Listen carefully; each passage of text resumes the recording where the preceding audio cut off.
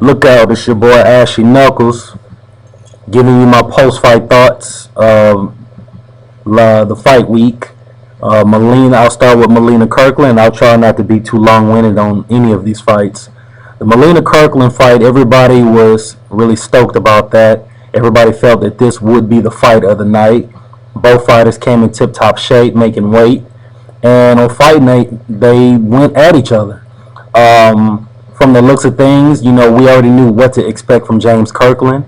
Big, strong, solid 154-pound southpaw brawler who comes to do it, you know. Everybody knows his vulnerabilities. Don't necessarily lead with a jab all the time.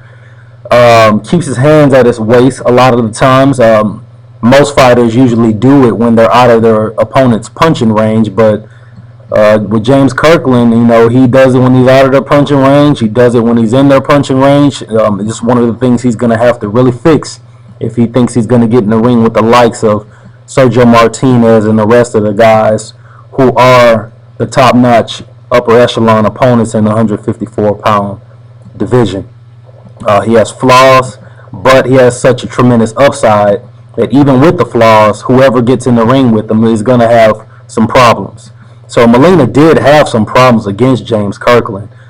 First of all, I was sitting in press row, and I was saying, one of the first things I was saying is, I'm not sure if Molina can fight at the pace that James Kirkland sets, because he really doesn't allow you to get a second wind in there. When you get your shots off and the rounds are continuing to go by, and you see that every second of every round the fight is in your chest, most guys don't fight like that. Most guys are usually boxing. They get their shots off, they pivot out, duck and avoid big shots, and they reset. All behind the jab, all leading behind the jab, and when they reset, they do it all over again. James Kirkland's not like that. You take a step backward, he's taking 2 steps forward, all while throwing punches still. So it's a different dimension altogether. And did it play a toll in this fight? Absolutely, which is why you saw Molina clinching like never before. Now, this another thing that I was noticing at ringside is that he was doing a lot of holding, but how much of a fuss can you make if the referee isn't saying anything? And we've had a big ordeal in the past on what referees will allow in the ring, and it just so happens that particular ref saw fit to let those guys fight out of it and found, you know, or try to find a way out of the clinch. But was I for it? I was not for it, because Molina was clinching excessively. And I mean, if you clinch at various points of the fight, that's okay. Fighters are going to do that. That's just the way it is, especially in the heavyweight division. But this isn't the heavyweight division. This is the junior middleweight division.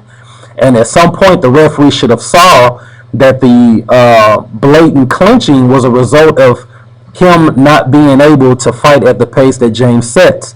Those clinches were a way to tire out James Kirkland, all while Molina can catch his second breath. And when he gets his second breath, what did he do? He held, and when he let go, he got off. And that's why he was scoring round after round after round after round, as James Kirkland had just a horrible time trying to adapt. He was getting frustrated. As you can see, he was kind of playing to the ref like, hey, ref, he's holding me. But the ref really didn't, you know, he really didn't break it up. And, you know, you get these types of fights at sometimes, you know, and as a fighter, you cannot be a complainer. You only have one job in there, and that's fight. And if the referee isn't zeroing in on the roughhouse tactics or the excessive fouling, you still have to find a way to do what you got to do to win. Because if you're just going to go to 12 rounds just so you can complain later or file a protest, there's no guarantee the protest is going to come back in your favor. You still got to continue to fight and keep going. Well, he did that. He fought and he kept going. He ended up hurting him really bad, hurting Molina, even put him down once. Now, this is when the funny stuff starts happening. Molina's corner hops into the ring before the referee signaled that that was the end of the round. In Texas, they're really strict on this rule. I know it's sour grapes, and I know it's bad because this is a televised fight. You have all these people that are in the audience who pay for tickets, and it's really not a good look for boxing. But in Texas, they're really strict on this rule. The rules are the rules. I know everybody is talking about the fight with Mayweather-Judah. These are points that I've pointed out myself. Floyd Mayweather should have been disqualified in Nevada when Roger jumped into the ring. I've always said that. Those are points that I've made myself. But, I mean, what do you want me to do? All I could do is just raise the topic or raise the issue. You know, he should have been disqualified. I mean, they blew it twice in that fight. Zab Judah knocked him down once, and Mayweather should have been disqualified when Roger Mayweather jumped into the ring. That is a sign of submission. That is a sign of the white flag of surrender. And still happened to let that fight continue. And I understand why. It was a pay-per-view fight, millions of dollars on the line. It would have been a bad look for boxing then. But this is not Nevada. This was Texas. Dickie Cole, he's a commissioner, and it's not the first time he's pulled the plug on a fight due to someone stepping up on the ring apron during the course of a fight. Now Molina is crying foul. They're saying that the referee didn't follow the Texas Commission's rules. They said on Boxing Scene just today that the referee was issuing Molina a standing 8. And no one really does a standing 8 anymore in boxing. Well, I gotta applaud his attorney for trying to make a case for his fighter, but what I think he is missing out on is the fact that that wasn't a standing 8. That's what you call a mandatory 8. See, Molina was knocked down. He was knocked down to the ring apron, and the ref has to issue a mandatory 8 count before the fighter can continue fighting, if the round was going to continue or if the round was going to end. Just because you make it to your feet by the time, you know, he's counting, that doesn't mean automatically the round is over. Okay, and it doesn't necessarily mean that it was a standing 8. He was not standing at the time when he received an 8 count. It was a mandatory 8 count because he was getting up from being knocked down. And when you have a mandatory 8 count,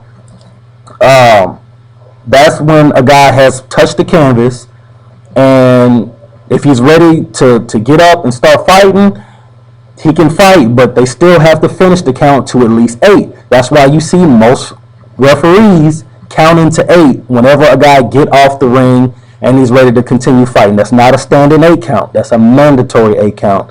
So like I said before, I understand his attorney going to bat for him, but I think it's not going to do any good. There was no violation of the rules on fight night. The only violation of the rules was the referee's inability to warn Molina for the excessive clinching. But again, it's all at the referee's discretion.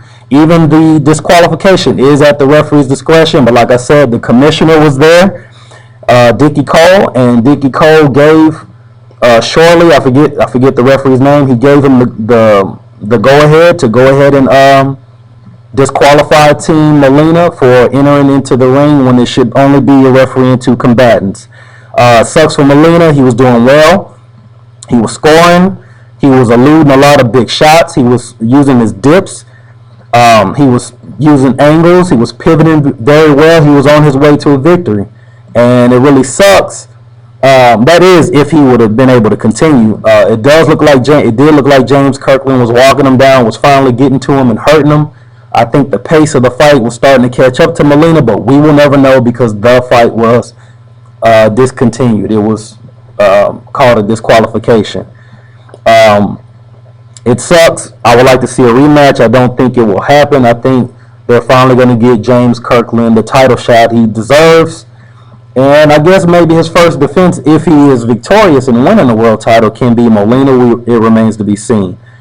Now, in the main event, where you have Danny Garcia against legendary Eric El Terrible Morales. What can we say about it? Morales fought a great fight, you know, being of the fact that he is not in his prime anymore. He's had a lot of wars, a lot of fantastic victories. We all know about Eric Morales and his ability to box very well, box on the move, box behind a stiff, quick, sharp snap jab, his ability to set up combinations, his feints, everything. The dude can fight. But the thing that made Eric Morales so spectacular and gave him the appeal that he had with the boxing audience is the fact that in spots during the fight he would stand and fight stand his ground and fight. And if that meant toe to toe, so be it. And when you fight toe to toe, there's a very good chance that you're going to receive punches that you normally wouldn't receive when you do box on the move. But that's what makes Erik Morales who he is. He could do that. He could do that and get away with it because he had skills. And him losing on Saturday night, it wasn't a dominating defeat. It was the passing of the torch. And we've seen this several times over. When the old fighters get old, they get in there with the young guys. And when the young guys win, you kind of pass the torch, kind of like Chavez and De La Hoya. It's actually, there have been countless of examples. Think about any. We knew about the Bernard Hopkins, James Taylor fights, but the torch wasn't passed. An ass whooping was passed down to the young fella, but he got the victories. He moved forward. I guess you could say that's like the passing of the torch. But we see it time in and time out. As far as Swift, Danny's going to have to start leading with a jab and start learning how to put punches together. Stop looking for that one-punch power. That's one of the biggest mistakes a boxer puncher makes. He's willing to abandon those boxing skills that got him to where he is, and he just start believing in that power so much that he's willing to not jab, not set anything up, not look for vulnerabilities, just look for one big punch here and there. And that's what he did a lot in the fight. He threw the jab a lot in the fight. He threw straight rights a lot in the fight, but there were a lot of times in the fight he was looking for one big punch. He's a young fighter, got a lot to learn. This was a very good step up for him because I'm sure he thought the fight would be much easier than it was, and it wasn't. Morales, you can still see the technique was there. His jab was still there, but his conditioning was not there. He looked kind of fat. It wasn't a whole lot of boxing going on. He stood in front of Danny for the most part, but he was still picking his shots well, and as a result, he busted Danny's face up.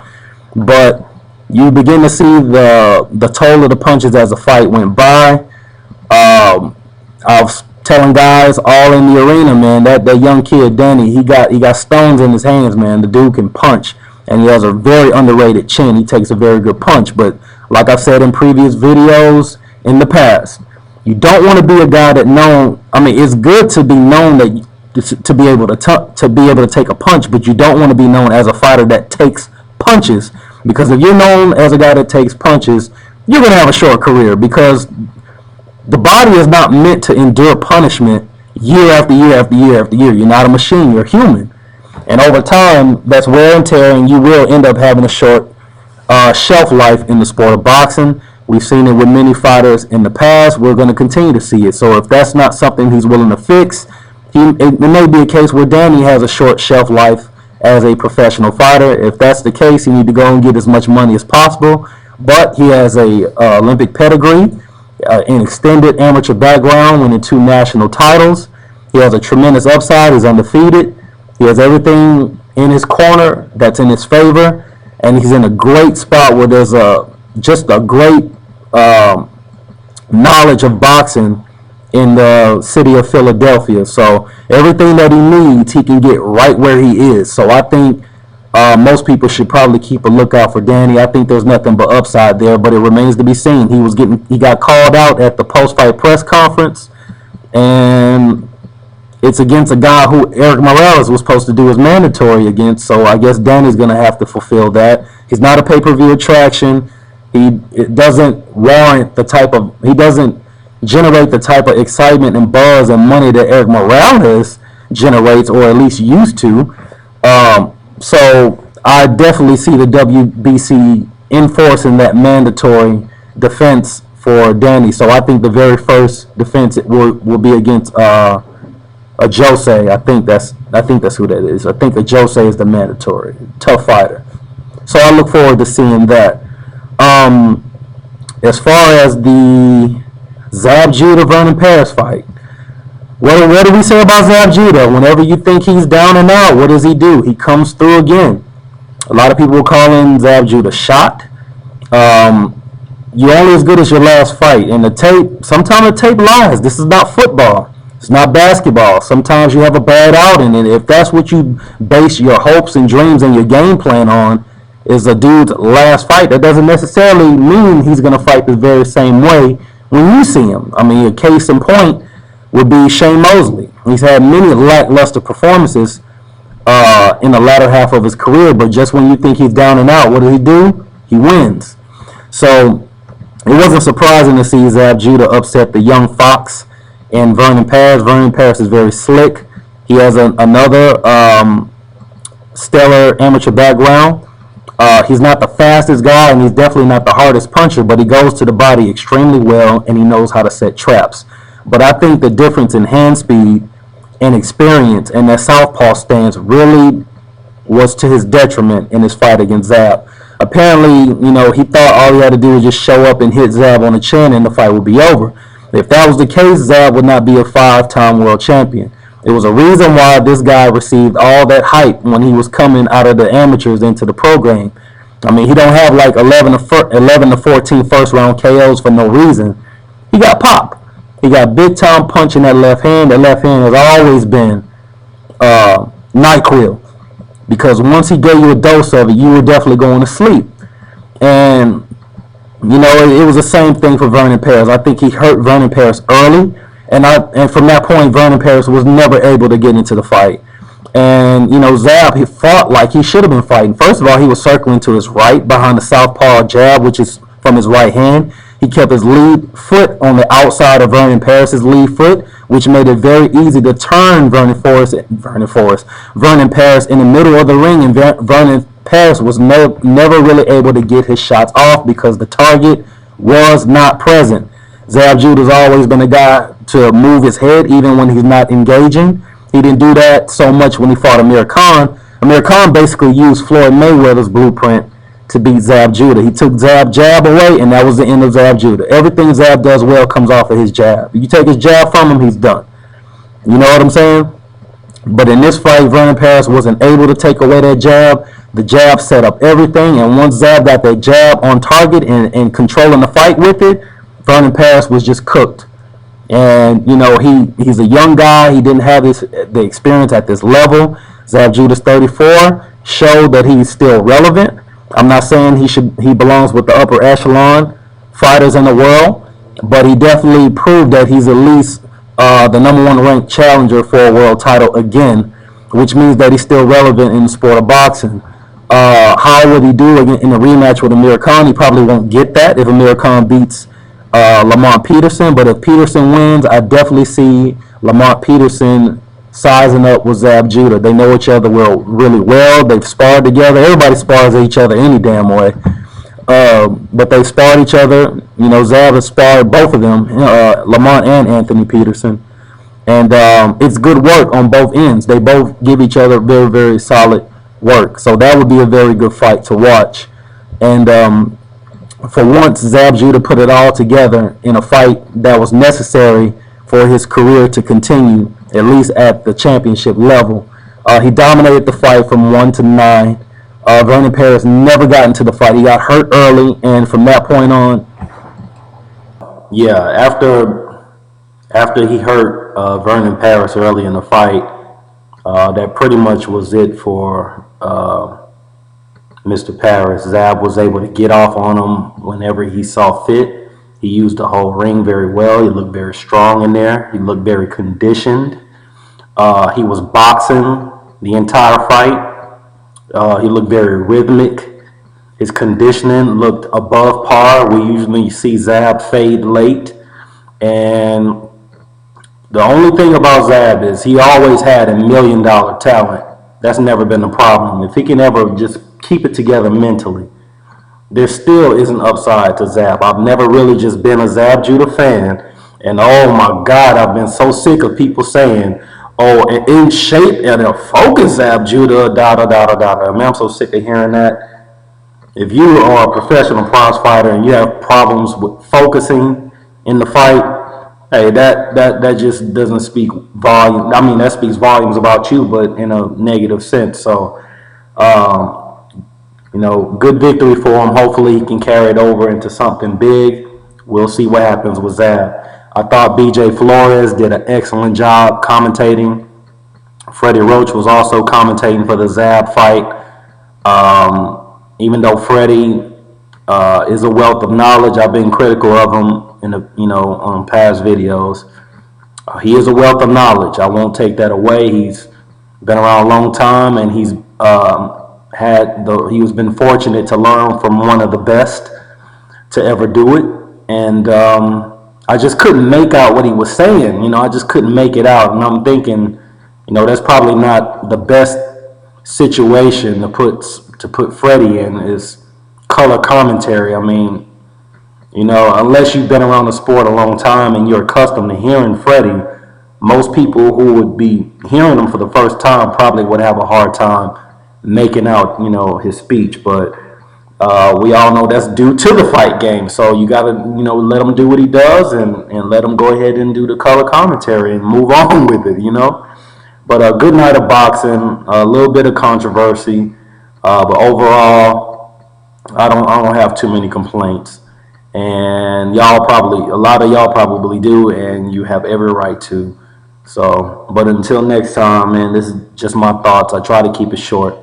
I'ma holler at y'all. Peace.